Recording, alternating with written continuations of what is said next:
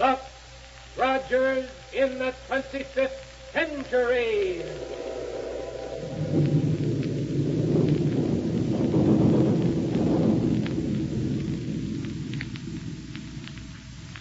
Buck Rogers is on the air, brought to you by the makers of Popsicle, Fudgicle, and Creamsicle, those delicious frozen confections on a stick.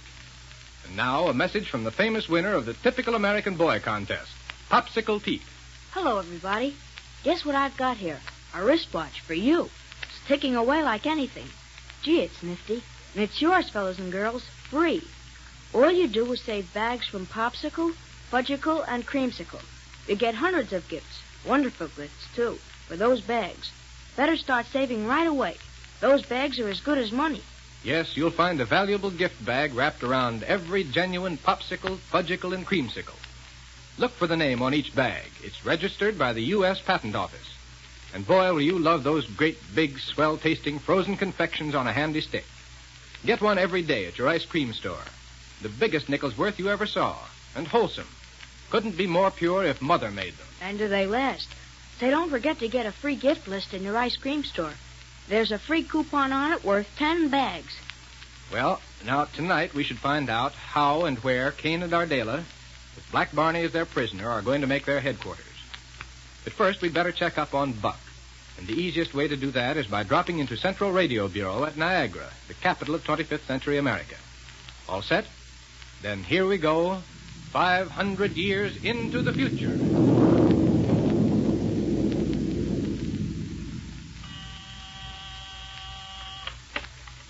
Central Radio Bureau, Davidson speaking. This is Buck Rogers, Dave.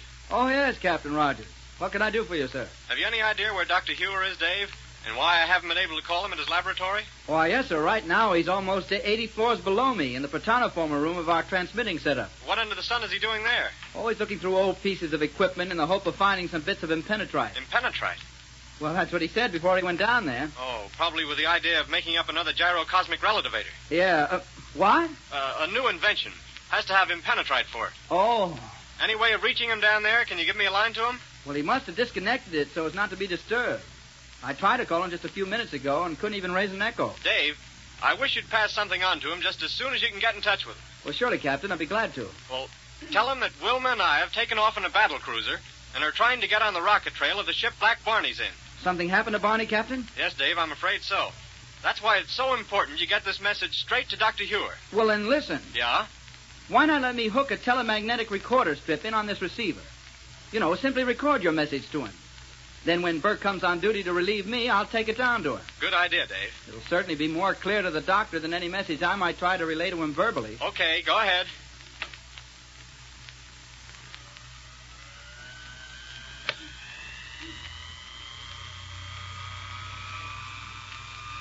Okay, Captain, go right ahead with your message. Do I have to address this to him some way? No, just carry on a regular conversation with me. Okay. Well, we took off right next to the spot where Barney and Willie left in the ship equipped with a gyrocosmic relativator. Is that okay, Dave? Yeah, whatever that relativator is. Well, we flew straight up because we figured that would be the way he did. Yeah? Then we started slowly circling around. Uh-huh. But the gas analyzer doesn't show a sign of his rocket trail yet. If we don't find it within a few minutes, we'll have to start at the ground again. Oh, excuse me, Captain. Yeah? I take it that gyrocosmic thing you mentioned is something new on a rocket plane. Yeah, that's right, Dave. Makes a full-power takeoff possible. Well, then perhaps Barney cut his power after taking off just to see if this new device was working right. Yeah, that's possible. He must have taken almost any direction when he put on the power again. Well, that's what we're trying to find out by circling around.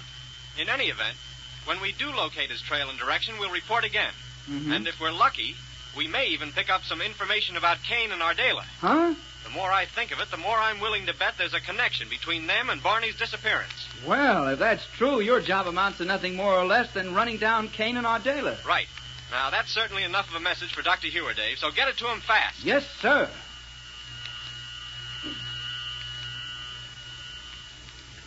Thought you were going to use the gyrocosmic relativator and coast down to a landing, Cain. Don't worry. This one little burst of power isn't going to leave enough of a trail to be followed. Now then. Good work. We're landed all right, and without even the tiniest bump. Yes. This relativator Barney brought us makes taking off and landing so easy a baby could do it. Even Barney here. You listen here now to me, Kane. Well, Barney? You know good and well I didn't bring that there now gyro thing to you. You stole it. That's what. Why, Barney? Sure. Me and Willie was trying it out for Lieutenant Whitman and Captain Rogers and Dr. Ewer. And the only reason you got it is on account of you stowed away in this here rocket ship. Now, Barney. Sure you did. And I want to know that you done what you done with my little Willie, too, huh? What did you? Barney, your dear little Willie is acting as messenger boy for me. He's taking a note to Buck Rogers. Didn't you see him take off for Niagara in the rocket roadster, Barney? Sure you did. Sure I did. Only he can't fly one of them things, and if anything happens to him, Killer Kane, I'll get you for it if it's the last thing I ever do. You hear me, Kane? And I mean it. Barney, you sound positively dangerous. I guess we'll have to do something about you. What do you mean, do something? Would you really like to know, Barney? Sure, I'd like to know. Very well. We're going to put you under the psychic restriction ray. Huh? It has a most startling effect on rebellious people. No. Listen, Kate, listen. Did I ever do anything to you to make you put me under the psychic description ray? Will you work with Ardela and me voluntarily? Well, How about it, Barney? No, sir. I won't do it. Then that settles it. Well, now listen. First, of course, we've got to get established in some sort of headquarters. Now, Kane, about that site... Kane, are you still set on putting our headquarters here? So close to where Willie left us? Listen. If you'd use that pretty head of yours for something beside a perch for a flying helmet, you'd realize there isn't a better place in the solar system. All right. Why? No rocket trail leading up to where we've landed here. I was there. No, because you cut the power a couple of miles away and coasted down.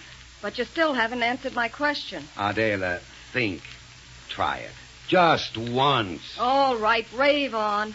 When little Willie delivers my message, the first thing Rogers is going to do is ask him where he saw us. And believe me, Willie isn't going to waste any time in telling him, down to the last detail. Right. But do you think for a minute Rogers will expect to find us here, waiting for him to come and get us? Well... Ardela, what do you want to do? Where do you want to go? Just as far from where Willie was with us as possible. Exactly. That's exactly what Rogers would expect us to do. And that's why we're safer here than anywhere else we could possibly be. It's the last place in the world he'd expect to find us. Okay, you win. Yeah. And that just shows that you're pretty dumb, Kane. Hey? If you think you can keep Captain Rogers from finding you, you're dumb, that's all. Quiet, Bonnie. Buck might think to look for us here at that, Kane. What makes you think so? Professor Smith, the mad scientist who had ideas for becoming supreme grand ruler of the solar system. You know, the man who invented the psychic restriction ray. Well, what about him? Well, this is where he hung out. Don't let that worry you. By the time we get through fixing this place up, Smith himself wouldn't be able to spot us. What do you mean by fixing it up? Come on, let's get out of this rocket ship and I'll show you. Oh, by the way... Yeah? What sort of equipment were you able to pick up when you dropped into Dr. Hewer's laboratory? Is this it here, in this bag? Yeah, a rocket pistol, small disintegrator, and 2 force rays. Good work. Now, as for tools, there are plenty right here in the ship. So bring along those weapons. And Barney. Yeah? What? You may have the honor of bringing along the psychic restriction ray. I don't want no psychic description ray. Bring it along. But wait. What's this lever for? Here on the control panel. I don't know, Kane. Barney? Sure, anybody'd know that. It's a rocket dampener for working the attachment on the rocket tube so it'll cut down on the rocket flame so that Splendid. It'll not only cut down whatever noise this ship makes while in flight, but it'll change the rocket trail. There we are. Now, come on. Okay. Help me step down to the ground, please, Barney. I've got my hands full. Oh, sure, Miss Aldela. I'll be... Never mind that, Barney. Huh? You take care of that ray machine. And don't drop it. You understand? Handle it carefully. Okay. Go ahead, Ardela. Isn't that what I'm doing? And these tools are just what we need. I'll put them right out of here. I'm not going to leave the ship out in plain sight, I hope. Huh? You heard me. Ardela, You do have an idea now and then, don't you? Let me have that small disintegrator. Here. Now, what are you going to do with it? Watch. First, I disintegrate a large hole right alongside the ship. That's a mighty big hole you disintegrated. There we are. All right. Now what? Wait and see. Hey, he ain't going to fly away and leave us, is he? We'd better not try it. Oh, I see. Yeah. He's navigating it right into the hole he made with the disintegrator, ain't he? And believe it or not, there's room to spare. Nice work, Kane. But it's still in plain sight. Now, where's that one-way energy projector? Oh, here, you have it, Adela. Yeah. Don't think you can cover up that whole complete rocket ship with one of them things. Do you? Watch. Wait. Huh? If you cover it up, how'll we get it out again? Push the dirt away with one of these force rays. Oh. Now, watch. Well, satisfied? A little more dirt needs to be pushed over it on this side here, Kane.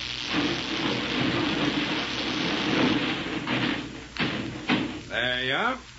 The ground looks as though it has never been disturbed. I had no idea one of those little things, force rays, packed so much power. So did I. Non-recoil energy, Adela. Just another of your many inventions that'll be of help to us. Well, now what? Now, we're going to establish our headquarters underground. Where Smitty used to have his? Yes, come on. And let Buck Rogers or anybody else try to find us once we get established in this.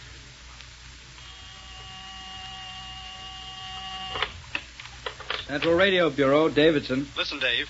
This is Buck Rogers again. Oh, yes, sir.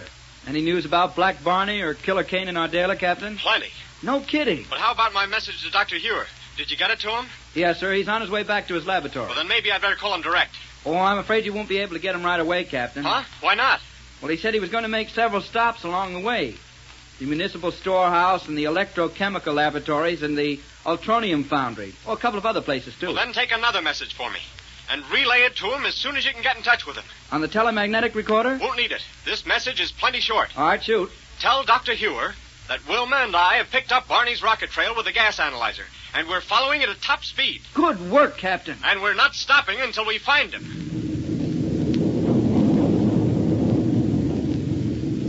Good stuff.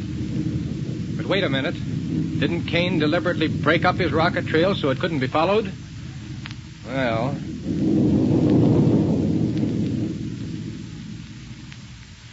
Fellas and girls, hurry up and send in bags from Popsicle, Fudgicle, and Creamsicle, and get yourself swell gifts. All the things you want but haven't got money to buy, like a wristwatch, movie camera, doll, jewelry, wallet, table tennis, fishing tackle, hundreds of wonderful gifts. Just save up Creamsicle, Fudgicle, and Popsicle bags. Excuse me now, folks. I'm going out to have a popsicle. And will you get one for me, Pete? Sure, Mr. Johnstone. Yes, sir. There's nothing that tastes better than a great big cold popsicle. Those juicy, fresh fruit ices frozen on a stick. Have one tonight. Get your favorite fruit flavor. They're refreshing, full of energy, and only 5 cents for a great big twin popsicle. And boy, does it last.